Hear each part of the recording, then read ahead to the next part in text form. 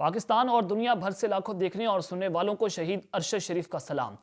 नादिर कराम, आज की ये वीडियो बहुत इंपॉर्टेंट है। आज ऐसे राजों से मैं पर्दा उठाने जा रहा हूं जिस पर शायद आज से पहले मैंने कभी बात नहीं की थी, कभी आप तक वो इंफॉर्मेशन शेयर नहीं की, कभी ऐसे वाकयात आपको नहीं बताए जो कि बताना बड़ा ज़रूरी था।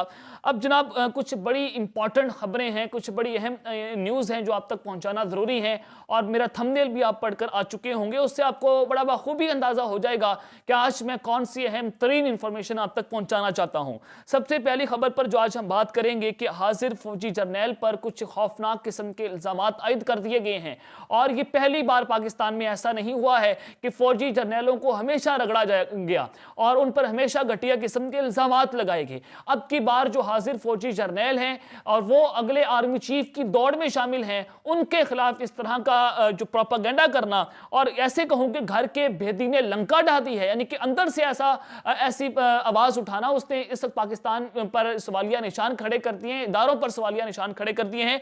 इस पर बात करना बड़ा जरूरी बन चुका है और आग का खेल इस वक्त शुरू हो चुका है। ये आग का खेल जो है वो दोनों साइडों की जानिब से या दोनों अतराफ जो हैं उनकी जानिब से खेला जा रहा है और दरमियान में जो सबसे ज्यादा नुकसान है वो पाकिस्तान की आवाम को है, पाकिस्तान की रियासत को है।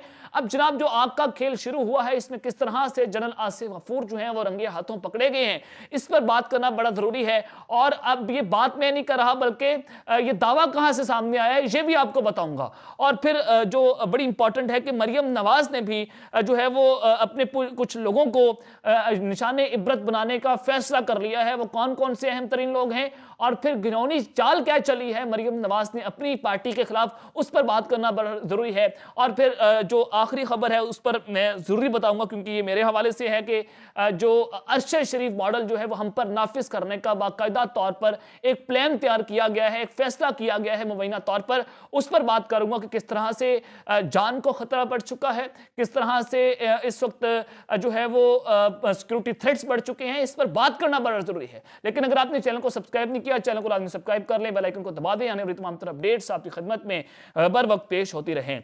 नाज़रीन काम खबरें बहुत ज्यादा हैं, वन बाय वन आपके साथ शेयर करूंगा, लेकिन सबसे पहले मैं अब तक कुछ पाकिस्तान की मैशत के हवाले से बात करूंगा क्योंकि इस वक्त पाकिस्तान जो है वो बिल्कुल तबाही के किनारे के ऊपर खड़ा हुआ है। IMF का डेलीगेशन पाकिस्तान आया हुआ है और जो अद्वियात की कीमतें हैं वो 300% तक जो है वो बढ़ने जा रही हैं। उसकी समरी पाकिस्तान की काबीना में अरसाल हो चुकी है जो हुकूमत पाकिस्तान है। और फिर बिजली की कीमतों में 7 रुपये फी यूनिट इजाफा हो चुका है। जो सब्सिडी दी जा रही थी 300 रुपये, जो 300 यूनिट कम इस्तेमाल करने वाले घराने थे यानी कि जो गरीब लोग थे, उनकी सब्सिडी को वापस ले लिया गया है। पेट्रोल 15 फरवरी को मजीद महंगा हो जाएगा। पेट्रोल पंप की शॉर्टेजेस आप देख रहे हैं। तो जनाब ईमान इस हवाले से वज़ीर इत्तलात हैं मरियम औरंगजेब साहिबा, उन्होंने कहा कि IMF मुज़ाकरात से मुतल्लिक कियास सराहियां किसी के मफाद में नहीं है। हुकूमत चाहती है कि IMF मुज़ाकरात मुल्क व कौम के मफाद में हों और ये वही IMF मुआहिदा है जो इमरान खान जाते जाते मुअत्तल कर गए थे। और उन्होंने मजीद ये कहा कि हुकूमत ने कभी ये नहीं कहा कि हम इलेक्शन नहीं करवाएंगे। इंतखाबात हुकूमत ने नहीं, इलेक्शन कमीशन ने करवाने हैं। इंतखाबात अपने वक्त पर होंगे।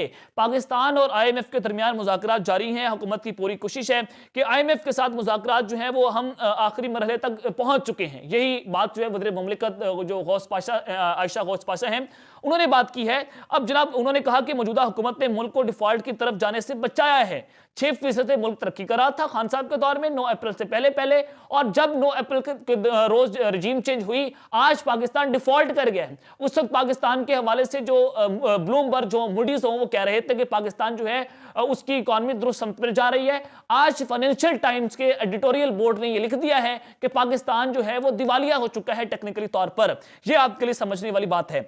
अब जनाब पेट्रोल मसनूआत की ज़ख़ीरा अंदोज़ी के खिलाफ सख्ती से नोटिस लेने का फैसला किया गया है हुकूमत पाकिस्तान की जानिब से कि तेल की कीमत किसी सूरत बढ़ाई नहीं जा रही। आलमी मंडी के मुताबिक मुकर्ररा वक्त पर तब्दील होगी। 29 दिन से ज्यादा का फ्यूल मौजूद है।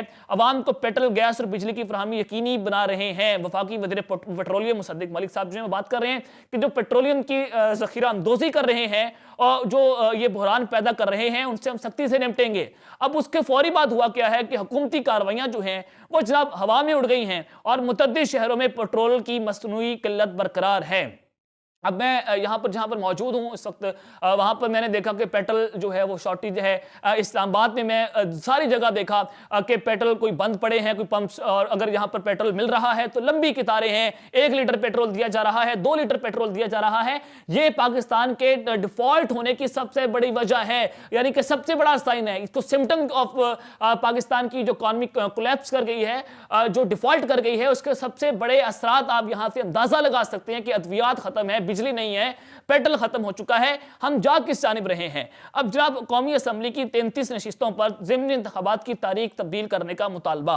वर्किंग डे पर पोलिंग से वोटर्स के बड़े हिस्से का वोट के हक से महरूमी के इम्कानात हैं। पाकिस्तान तहरीक इंसाफ ने 16 मार्च की बजाय 19 मार्च को इंतखाबात के इनेकाद के लिए इलेक्शन कमीशन को खत लिख दिया है। लेकिन आपको लगता है कि इलेक्शन कमीशन जो है वो पाकिस्तान तहरीक इंसाफ के खत का जवाब देगा? वो जनाब कोई इदारा नहीं है, बल्कि वो नून लीग के घर के नौकर है। जो इलेक्शन कमीशन है वो कहीं और से जो है वो कंट्रोल होता है, और फिर वो वही फैसले करता है जो उनको फीड किए जाते हैं। अब उस सारी सूरत हाल में जनाब इमाम, पंजाब में दहशतगर्दी का शदीद खतरा बढ़ चुका है। ये मैं बात नहीं कर रहा, बल्कि वो बात कर रहे हैं चीफ सेक्रेटरी जो पंजाब के हैं, जो सूबे के चीफ सेक्रेटरी हैं, वो बात करते हैं कि दहशतगर्दी का शदीद खतरा है, इसलिए इलेक्शन नहीं करवा सकते।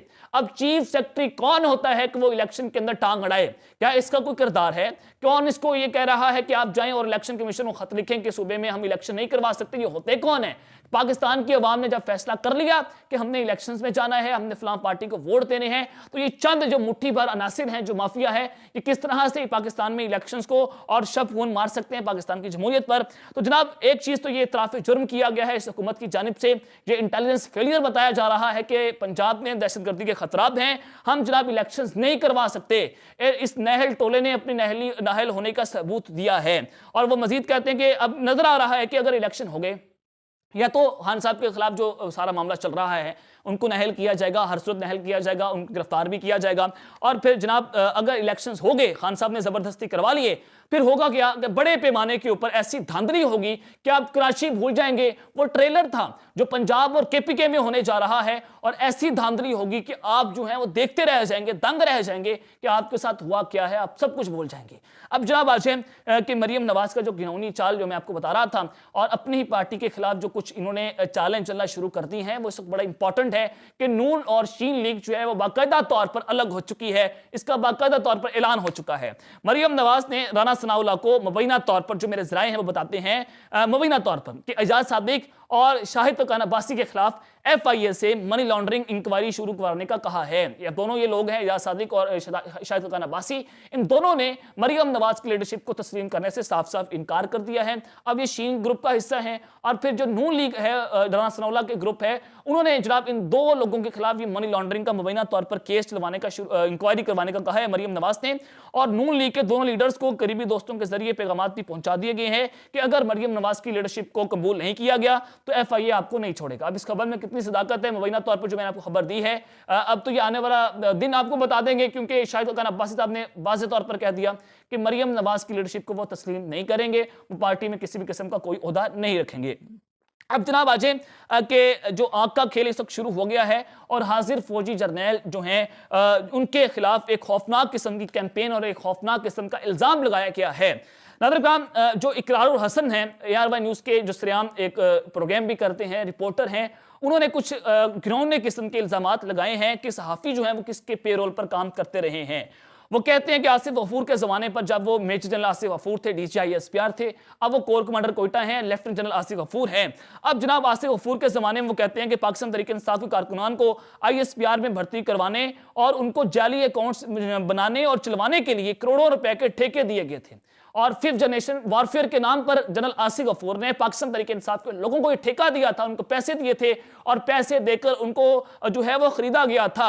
अब ये डॉट से डॉट आपने कनेक्ट करते चले जाना है कि कौन कौन से सहाफ़ी जो है वो पैसे लेते रहे हैं बकौल इकरारुल हसन के। अब जनाब वो कहते हैं कि ये एक वाज़ेह तौर पर एक हाजिर सर्विस जर्नैल के ऊपर भी एक घिनौना किस्म का इल्ज़ाम है। इसके ऊपर ज़रूर एक्शन भी होना चाहिए कि जो इल्ज़ामात लगाए गए हैं इनकी जानिब से, क्या वो सच्चे हैं या फिर झूठे हैं। अगर इन्होंने इल्ज़ामात लगाए हैं तो उसका सबूत क्या है, सबूत भी चलवाने चाहिए।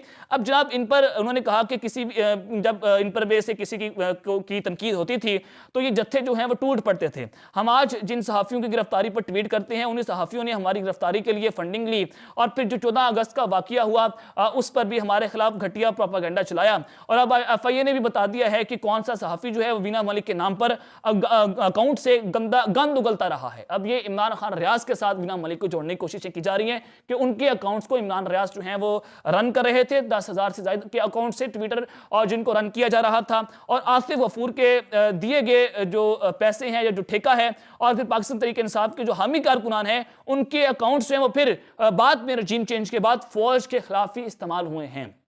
ये जनाब कहा गया है कि मकफात अमल है। जो इकरारुल हसन साहब एंकर उनकी जानिब से एक बहुत बड़ा घिनौना इल्ज़ाम लगाया गया है। सवाल ये पैदा होता है जो मैंने आपको बताया कि जिस तरह से हमारे ऊपर अरशद शरीफ मॉडल नाफिज करने की तैयारियां हो रही हैं, जिस तरह से उनको रास्ते से हटाया गया, हक और सच की आवाज़ थी और उन्होंने सवाल पूछा था, सवाल के जवाब में उनको रास्ते से हटाया गया। बिल्कुल इसी तरह से हम भी बसद एहतराम सवाल पूछते हैं, हम भी सहाफ़ी हैं, हम भी पाकिस्तानी हैं, हमने भी इधर रहना है, हमारा भी घर बार इधर है, हमारा भी जो बैकग्राउंड है जो है पूरी फैमिली हमारी आर्मी से बिलोंग करती है। लेकिन ऐसा हरगिज़ तो नहीं होना चाहिए था जो कुछ हमारे साथ हुआ, जो कुछ हमें धमकियां, जो कुछ हमें पैगाम दिए गए कि आपको मुदस्सर नारू बना देंगे, आपको रास्ते से हटा देंगे, आपको भी एक दफ़ा समझाएंगे, अगली बार आपको समझाने की ज़रूरत नहीं पड़ेगी।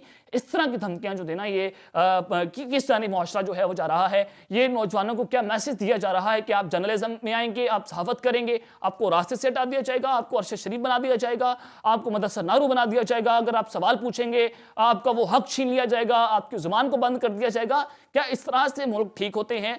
लेकिन अब जो इकरारुल हसन साहब ने, एक हाजिर फौजी जर्नल, एक ऐसा शख्स जिसके बारे में भारत कहता था कि हमें भी आईएसपीआर जैसा एक ग्रुप बनाना चाहिए, हमें भी एक ऐसा सेल बनाना चाहिए कि जिस तरह से जो आसिफ गफूर साहब हैं उन्होंने फ्रंट से लीड किया पाक फौज को और फ्रंट से दुश्मन का मुकाबला किया, जिसके बारे में भारत ये बातें कर रहा था, जिसको भारत ये इतराफ कर रहा था कि हमें जनरल आसिफ गफूर ने नाको चने चबवाए हैं। अब उसी शख्स के खिलाफ ये प्रोपेगेंडा करना, क्या इनको भी नंगा किया जाएगा? क्या इनको ये धमकियां मिल रही होंगी? ये बड़ा सवालिया निशान है कि हमें तो कहा जाता है अगर हम किसी का नाम ले लें, अगर हम कोई बात कर दें, हमें तो पैगाम पहुंचाए जाते हैं कि आपको 50 ऐसे डंडे मारेंगे, आपको जनाब ऐसा आपका सॉफ्टवेयर अपडेट कर देंगे, आप दोबारा नहीं मिलेंगे या आपको जो है वो गायब कर दिया जाएगा। ये सारा मामला है, बहुत सारी इंफॉर्मेशन है जो मैं आपके साथ ऑफ द रिकॉर्ड मैं नहीं बता सकता, ऑन द रिकॉर्ड उस पर बातें नहीं हो सकती। इंशाल्लाह वक्त आने पर वो बातें भी आपके साथ शेयर कर दूंगा। लेकिन ये कुछ अच्छा मैसेज नहीं है जनाब। हम तो फिर भी कहेंगे, हमारे तो ताल्लुकात भी नहीं अच्छे, हम तो फिर भी इनको ये कहते हैं कि जो कुछ हो रहा है इस वक्त पाक फौज के खिलाफ वो इंतहाई घटिया ट्रेंड है, ऐसा नहीं होना चाहिए। एक इदारे को जो है वो अंदर से खोखला करने की जो नाकाम कोशिश की जा रही है, जो इकरारुल हसन साहब जो हैं वो बातें कर रहे हैं, इसका जवाब आना चाहिए कि ऐसा हरगिज़ नहीं होगा।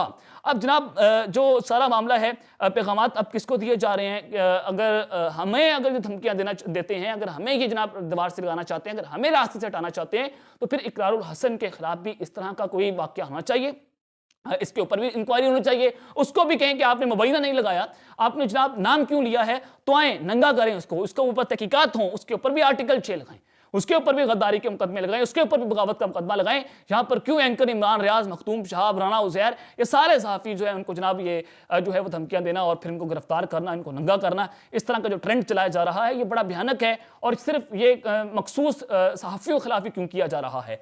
अब तक लेते हैं, अपना ख्याल रखिएगा, लाजमी ख्याल रखना है। अल्लाह ने के बान, पाकिस्तान जिंदाबाद।